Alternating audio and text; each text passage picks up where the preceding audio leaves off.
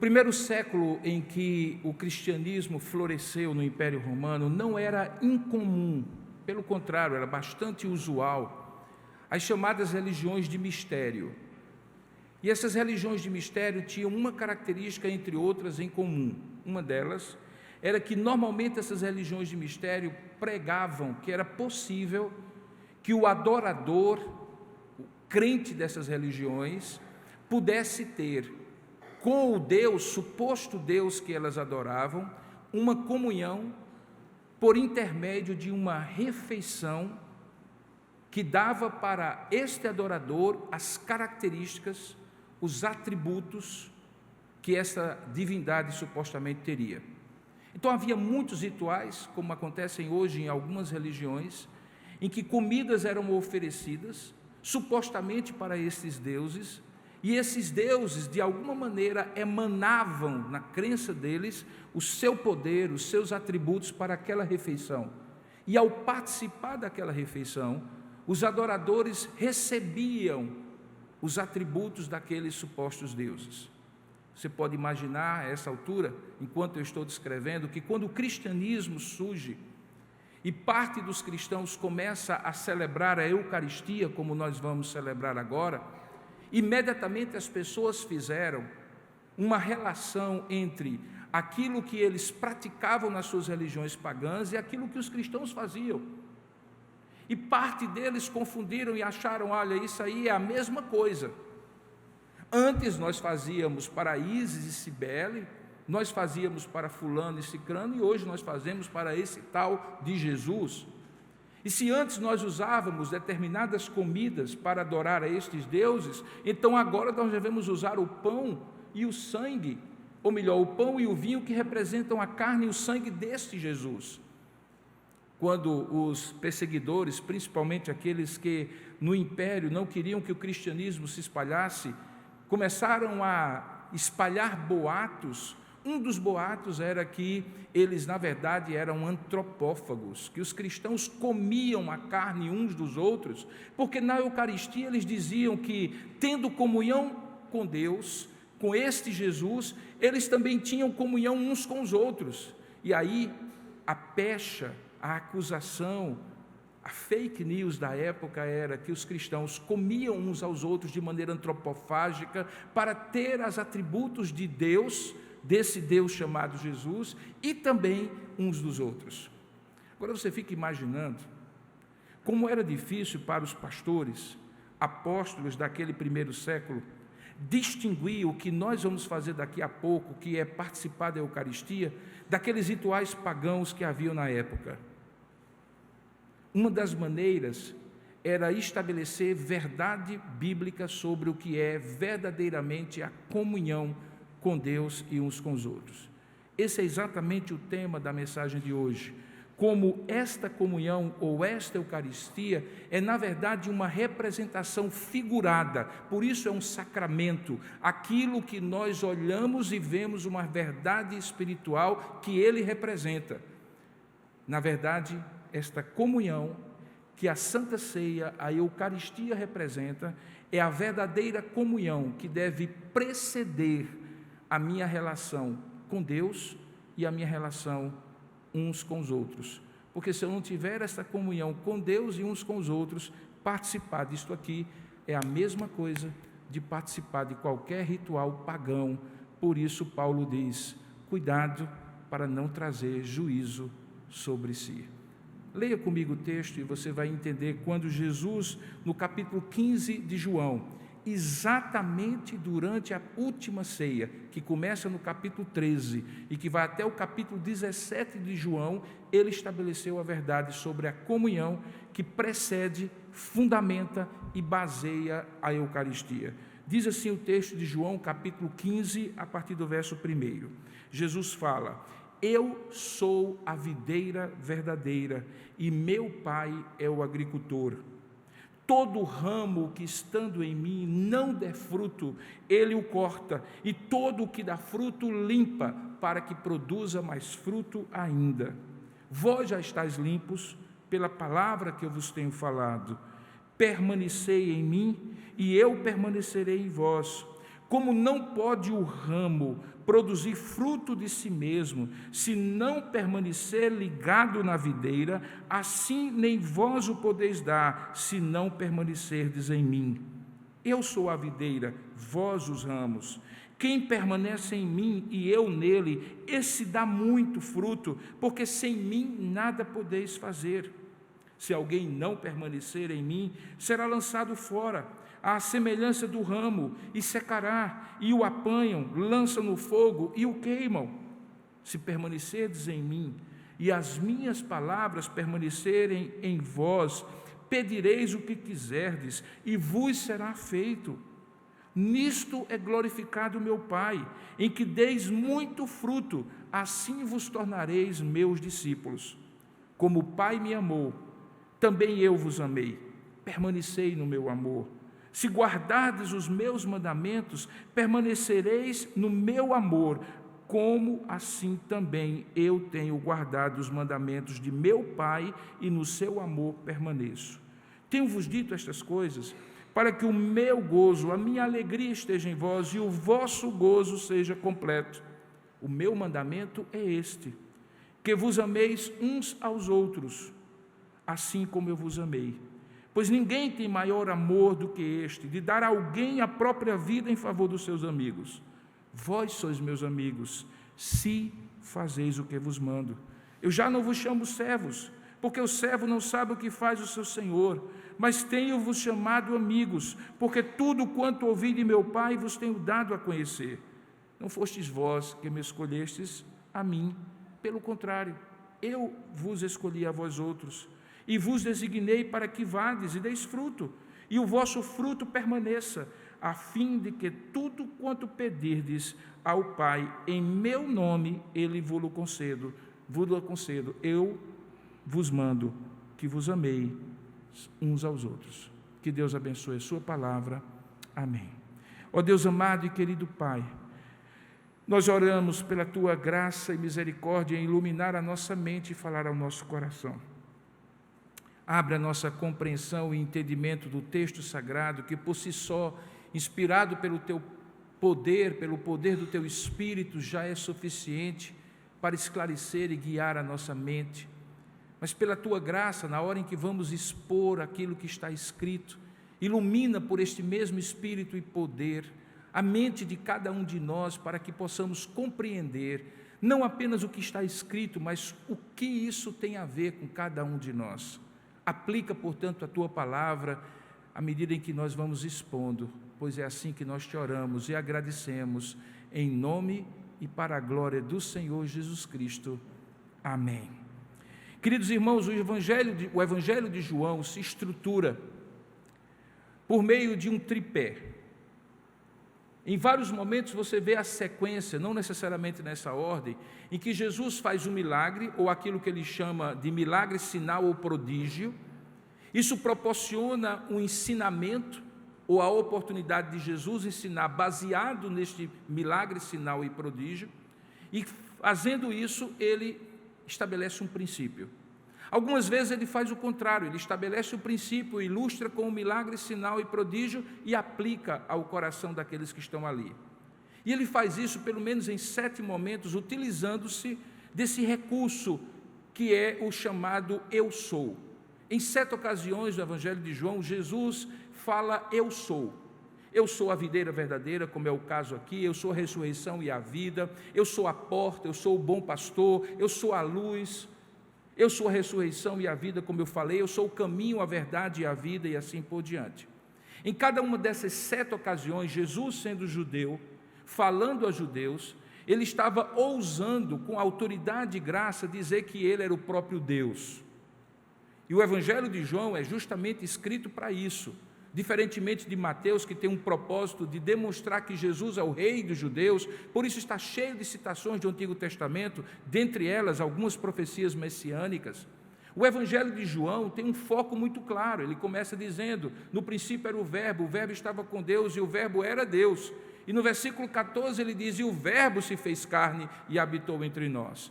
Portanto, fica muito claro que o Evangelho de João é para provar que Jesus é Deus. E por que esse eu sou serve para Jesus fazer isso? Porque essa expressão eu sou, dita por um judeu para judeus, remetia-os imediatamente para uma ocasião em Êxodo capítulo 3, quando Deus apresenta-se e revela-se a Moisés no meio da sarça ardente, o símbolo da Igreja Presbiteriana do Brasil. Se você recorda, no versículo 14, no meio daquele arbusto do deserto de Midian, onde Moisés cuidava das ovelhas do seu sogro Jetro, Deus aparece no meio daquele fenômeno em que a sarça ardia, mas não se consumia. Portanto, não havia combustão, fumaça, mas havia fogo, e era o fogo da presença de Deus. Deus se apresenta diante de Moisés e chama Moisés, dizendo: tira as sandálias dos teus pés, porque o lugar em que tu estás é santo. E Moisés, diante daquele susto, pergunta a Deus quem, ou aquela voz que falava do meio da sarça, quem era. Obviamente que dizer quem ele era significava identificar quem ele era como Deus, porque ele diz: eu sou o que sou, e eu sou, me enviou a vós outros. Esta é a mensagem que você deve voltar para o Egito e dizer lá a Faraó: deixa o meu povo ir, caminho de 3 dias para o deserto, a fim de adorar o eu sou. Aquilo foi um impacto tremendo para Moisés, acostumado com o politeísmo egípcio, de que um Deus e um único Deus pudesse dizer: eu sou o que sou. Esse nome sagrado de Deus, portanto, era um nome tão peculiar, singular e exclusivo de Deus, que se alguém, mesmo um homem como Jesus, se não fosse Deus, proferisse palavras do tipo eu sou isso, significaria que ele estava chamando para si a credibilidade, a autoridade, a essência de ser Deus. Nesse texto aqui, ele usa de uma metáfora que para as crianças eu falei, de um modo geral, como se fosse uma parábola, porque aqui Jesus está dizendo aos seus discípulos, pessoas com quem ele caminhava já 3 anos e meio, que ele era aquele que não somente era a porta, a luz, o pão da vida, como ele já havia dito, mas ele era o fundamento da comunhão que eles poderiam ter com Deus. E ele usa para isso uma metáfora. Ele usa a metáfora da videira verdadeira com seus ramos entrelaçados na treliça daqueles campos de videira, que eles conheciam muito bem, porque a videira era uma das 3 árvores sagradas do judaísmo, junto com a figueira e com a oliveira. Portanto, eles sabiam disso, e imediatamente a imaginação deles fez eles compreenderem que, diferentemente de galhos que se espalham numa árvore frondosa, como uma mangueira, quando você olha uma videira, você não sabe onde aquele galho começa e onde aquele galho termina, porque está tudo entrelaçado um no outro, e portanto fica muito claro que é uma mesma árvore com galhos que se interpenetram, se entrelaçam e constituem uma única unidade. Jesus, sabendo disso, fala que isto é o símbolo maior do que ele chama de comunhão. E se você prestar bem atenção a esse texto, você perceberá que o que ele está dizendo aqui, por meio de outras expressões, é exatamente que ele é o fundamento, o mediador, a garantia, o mantenedor desta comunhão com Deus, que nós representativamente celebramos quando celebramos a Santa Ceia do Senhor. Sobre esta comunhão, é preciso dizer 3 verdades que eu gostaria de compartilhar com você. A primeira delas é que ela é estabelecida não por você, nem pela pessoa que está ao seu lado. Nós não fazemos comunhão uns com os outros. Nós não criamos comunhão uns com os outros como fazemos amizades, em que nós nos apresentamos, em que nós tratamos uns aos outros bem e mantemos um vínculo fraterno entre nós. Comunhão não é simplesmente amizade, que você faz uns com os outros e que, portanto, depende de você para manter. Comunhão é um fato espiritual. Ele é produto daquilo que a gente chama de união mística com Cristo, em que Ele é o cabeça do corpo, cuja parte cada um de nós tem uma participação, cujo corpo cada um de nós tem uma parte, constitui um membro, e que Paulo, lá aos Coríntios, capítulo 12, na sua primeira epístola, faz referência quando diz que nós somos membros uns dos outros. Nós temos, tacitamente, como uma realidade espiritual, na medida em que cada um de nós, em determinado momento da vida, creu em Cristo, nós fomos introduzidos no corpo de Cristo e fazemos parte deste corpo invariavelmente. Por isso nos chamamos irmãos e irmãs, não porque necessariamente simpatizamos com as pessoas que estão ao nosso redor, não porque temos amizade e intimidade de estar na casa um do outro, mas porque fomos colocados juntos como um só corpo, cujo cabeça é Cristo.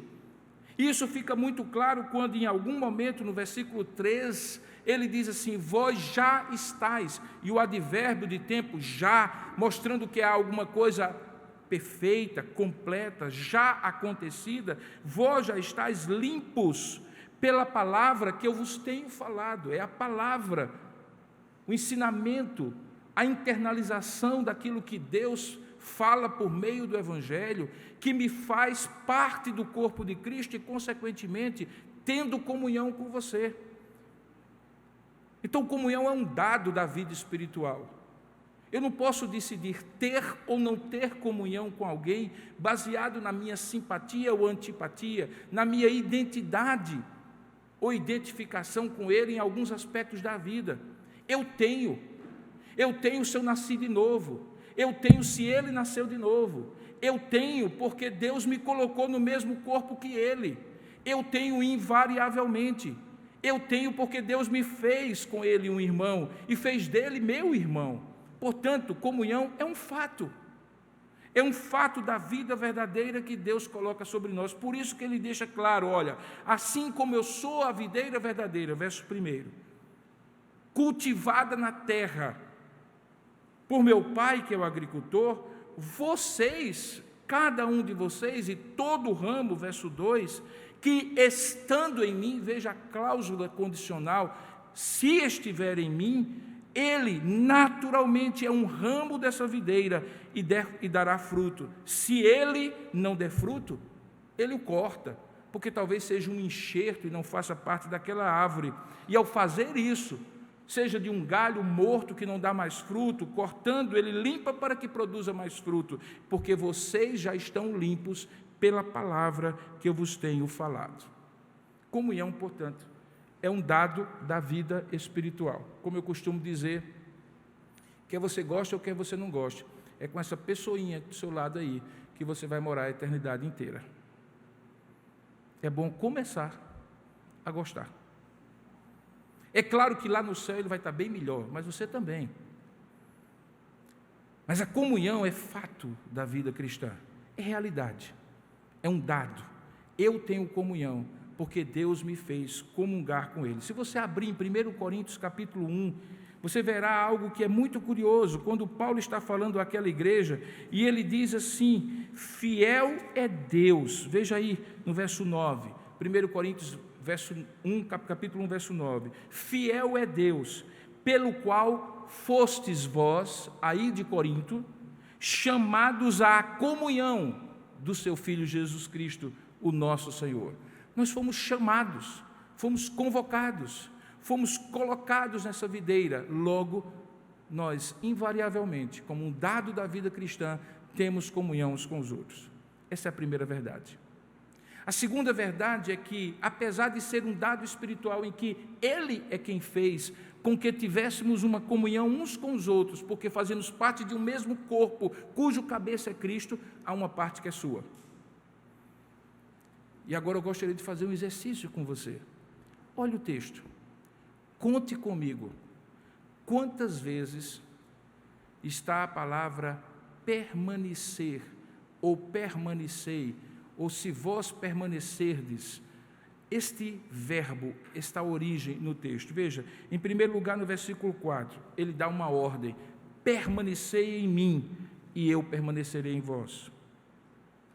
Nesse mesmo capítulo, verso, ele diz assim: como não pode o ramo produzir fruto de si mesmo, isso é um dado, se ele não permanecer na videira, assim nem vós o podeis dar, se não permanecerdes em mim. 4 vezes em 2 versículos, ou 4 vezes num único versículo. Ele diz assim: eu sou a videira verdadeira, verso 5, e vós os ramos. o ramo, e ele coloca uma possibilidade, uma hipótese que ele deseja que aconteça. Ele disse: quem permanece em mim e eu permaneço nele, o verbo aí está oculto, esse que permanece em mim e eu que permaneço nele, esse dá muito fruto, porque sem mim nada podeis fazer. No verso 6 ele volta a carga e diz assim: mas se alguém não permanecer em mim, será lançado fora, à semelhança do ramo, e secará, e o apanham, o lançam no fogo e o queimam.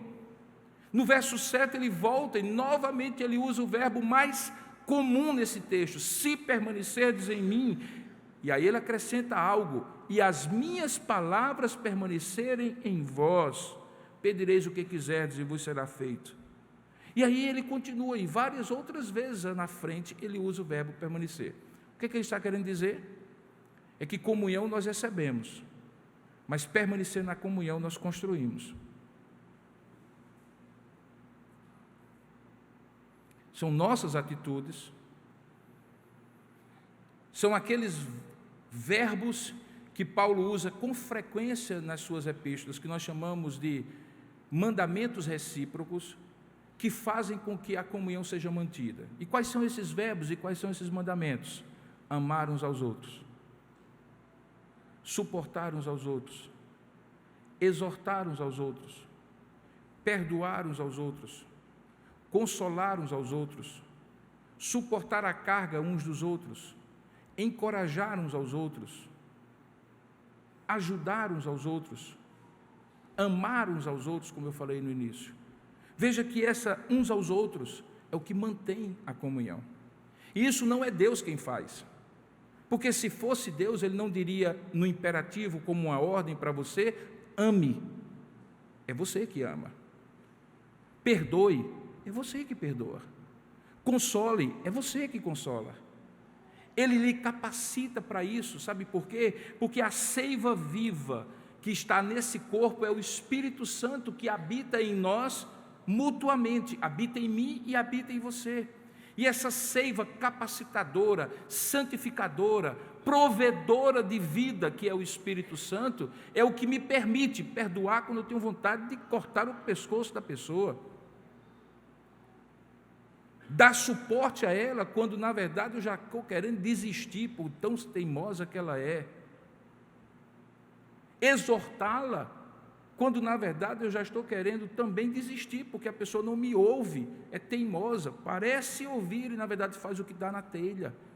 É o Espírito Santo, mas é você usado pelo Espírito Santo. É você que perdoa, é você que conforta, é você que exorta, e ao fazer isso, é como se você estivesse permanecendo nele e, consequentemente, permanecendo a comunhão com ele. Ele sintetiza tudo isso nesse texto com o amar uns aos outros, porque se você ama, você exorta um ao outro. Se você ama, você perdoa um ao outro. Se você ama, você suporta um ao outro. Se você ama, você não desiste um do outro. O amar um ao outro é aquele grande guarda-chuva onde debaixo todos esses mandamentos recíprocos habitam, se enraizam, se estabelecem, se praticam entre nós. Portanto, se comunhão é algo que Deus efetivamente é quem faz em nós, ao nos ligar ao corpo, somos nós que mantemos comunhão uns com os outros. Se nós não fizermos isso, diz o texto, nós não damos fruto. O texto diz que não somente não damos fruto, mas corremos o risco dele nos disciplinar e cortar essa comunhão que temos. E aí a vida que seria fluida, o fluxo da seiva da vida pelo Espírito que vem quando estamos em comunhão uns com os outros, se perderia. E todos nós sabemos, porque em certa medida, muitos de nós, se não todos, já passaram pela experiência de cortar relações e comunhão com o corpo de Cristo de uma comunidade local e viver solto na vida espiritualmente. E como isso vai se secando dentro de nós, e essa sequidão espiritual faz com que a gente não tenha ânimo para viver, nem tampouco para dar fruto para a glória de Deus. Razão porque quando nós temos a comunhão e temos, é um dado concreto da vida cristã, nós precisamos manter essa comunhão por meio dos mandamentos recíprocos. Terceira verdade que eu gostaria de falar e que está nesse texto, é que ao fazer isso, nós estamos simplesmente, e é simples entender isso, obedecendo. Por alguma razão, irmãos, por alguma razão, um pensamento completamente estranho à doutrina cristã se disseminou no povo de Deus. Talvez porque a ênfase que nós demos foi sempre que a salvação não seria pelas obras, que muitas pessoas confundiram obedecer com fazer obras para a salvação. Mas a palavra de Deus diz que a principal manifestação da fé é a obediência. Que a fé sem obras é morta. Que não tem sentido eu dizer que amo a Deus a quem eu não vejo, se eu não amar ao meu próximo a quem eu vejo e com quem eu convivo. Que não faz sentido eu dizer eu amo a Deus e desobedecê-lo flagrantemente, afrontá-lo até com palavras, pensamentos, atitudes e omissões. Portanto, quando ele diz aqui, enfatizando que esta comunhão é obediência a Deus, ou melhor dizendo, que manter essa comunhão é obediência a Deus, é porque de fato essa é a grande verdade que ele vai estabelecendo. Veja aí no verso 7, ele diz assim: se permanecerdes em mim, e as minhas palavras permanecerem em vós, até as nossas orações serão atendidas, pois pedireis o que quiserdes e vos será feito. No versículo 10 ele volta à carga e diz assim: se guardardes os meus mandamentos, permanecereis no meu amor, assim como eu, e ele se coloca como modelo, tenho guardado os mandamentos do meu Pai, como filho de Deus que eu sou, e então no seu amor eu permaneço. Portanto, permanecer no amor, manter comunhão tem a ver com obediência. Quando você desobedece a Deus, só você e Deus, você quebra a comunhão com Deus. Mas quando você desobedece a Deus, quebrando a comunhão com o irmão, você não apenas se afasta de Deus, mas você se afasta daquele irmão e você peca duplamente, peca contra Deus e peca contra o outro. Daí porque quando alguém perguntou a Jesus qual é o resumo da lei, ele respondeu: amar a Deus acima de todas as coisas e amar ao teu próximo como a ti mesmo. É como se ele dissesse: olha, uma coisa depende da outra. Se você ama a Deus, você ama o próximo. E se você ama o próximo, só ama o próximo porque ama a Deus. Ainda mais esse próximo que você conhece tão bem, cheio de defeitos, falhas e coisas que você não gosta. Porque amar e ter comunhão não é simpatia. Talvez isso aqui precise ser corrigido na nossa mente, sabe, irmãos? Vez por outra eu escuto as pessoas dizendo assim: eu tenho dificuldade de relacionamentos com as pessoas, porque eu tenho um jeito muito, e eu não gosto do jeito da outra pessoa. Você não tem que gostar do jeito da outra pessoa, você não está fazendo amizade. Existe um dado concreto. Eu posso lhe dar algumas dicas para você superar o jeito da outra pessoa, começando em você, superando o seu próprio jeito, mas isso aí é outro departamento. Mas você não pode partir do princípio de que eu só tenho comunhão com as pessoas que eu gosto. Você tem que ter comunhão com todos aqueles que são filhos e filhas de Deus, porque você já foi posto nesse corpo. E você tem essa comunhão na medida em que você mantém essa comunhão. E se você não mantiver essa comunhão, o maior prejudicado será você. Mas mantendo essa comunhão, suas orações são ouvidas. O amor de Deus permanece. E a sua alegria é uma alegria genuína, porque ele diz aqui no verso 11: tenho-vos dito essas coisas para que o meu gozo, a minha alegria, esteja em vós e a vossa alegria seja completa. Talvez, pensando no maior extremo que ele poderia usar como exemplo, Jesus então diz no versículo 13, algo que é absolutamente estonteante. Ele diz assim: ninguém tem maior amor do que este, de dar a alguém a própria vida em favor dos seus amigos. E ele dá o exemplo dele próprio: vós sois meus amigos, porque eu dei a vida por vocês. Mas vocês permanecerão meus amigos e meus discípulos, se fizerdes o que eu vos mando.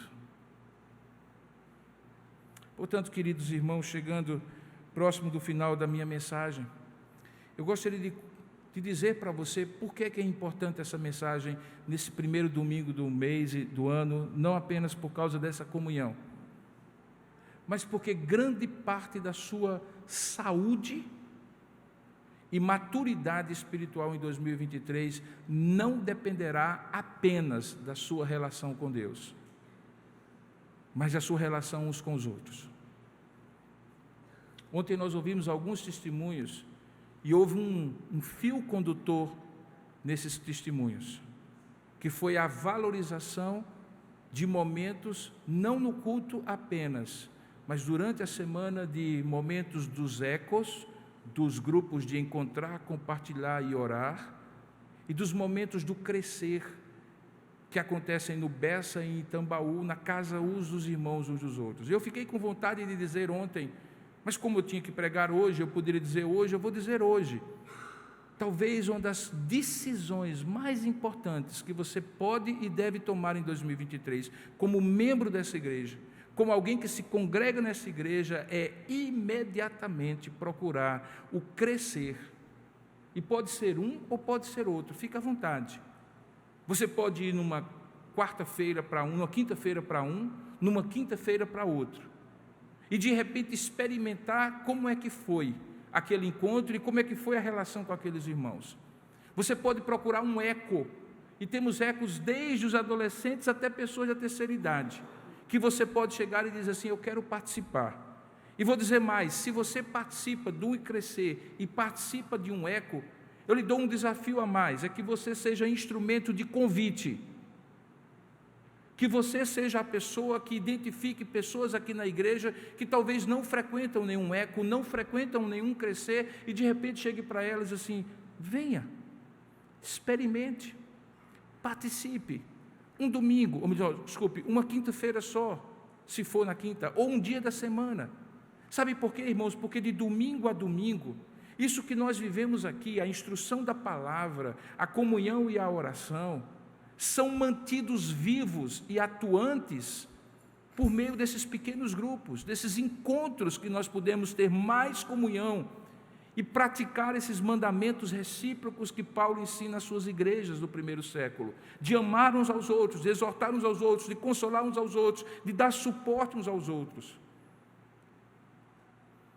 No último dia do ano, eu mandei em alguns grupos na igreja, e mandei em vários. Na verdade, eu gastei quase 2 horas, porque o WhatsApp agora está restringindo de você mandar para muitas pessoas ao mesmo tempo. Eu tive que fazer, em alguns casos, de 5 em 5, a mesma mensagem. E você imagina que a minha lista de pessoas é muito grande. Mas sabe o que eu fiquei mais espantado?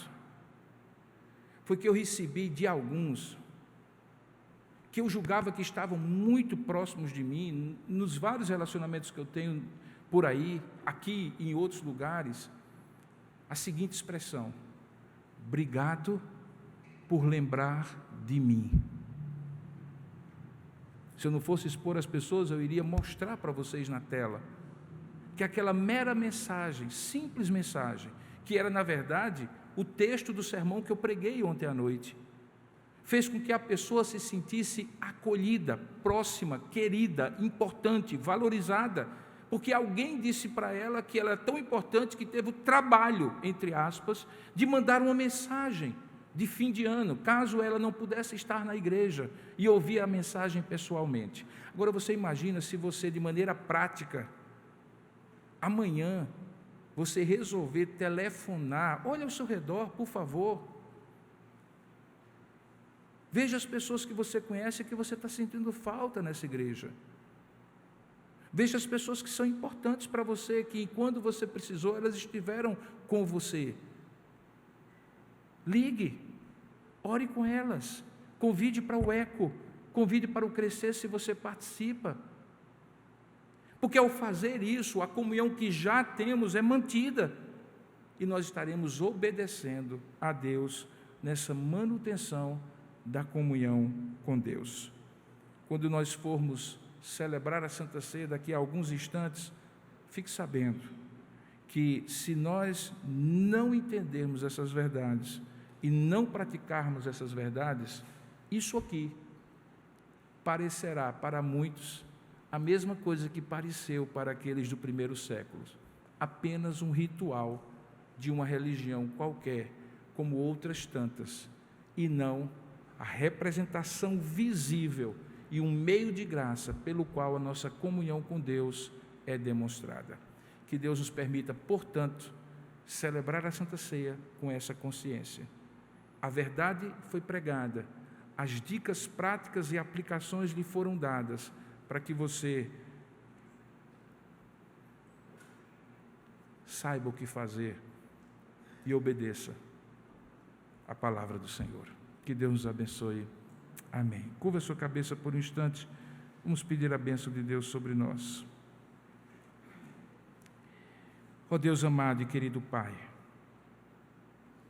nós louvamos e bendizemos o Teu nome pela Tua palavra que instrui, que ensina, que direciona, que incomoda muitas vezes.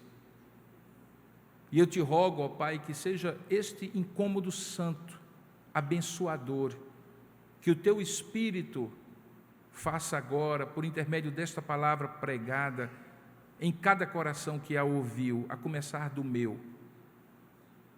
Que a consciência de que somos irmãos uns dos outros e temos comunhão uns com os outros, por causa de Cristo, mas que precisamos manter, e isso é obediência a Ti, possa incomodar ao nosso coração, a ponto de nós buscarmos de Ti a capacidade para amar uns aos outros, perdoar uns aos outros, exortar uns aos outros, consolar uns aos outros, dar suporte uns aos outros. E ao fazer isso, Pai, nós sejamos conhecidos, além de sermos uma comunidade de corações amigos e de braços abertos, também uma comunidade de comunhão uns com os outros. Abençoa-nos assim, Pai, e dá-nos a Tua graça, em nome de Jesus. Amém, Senhor.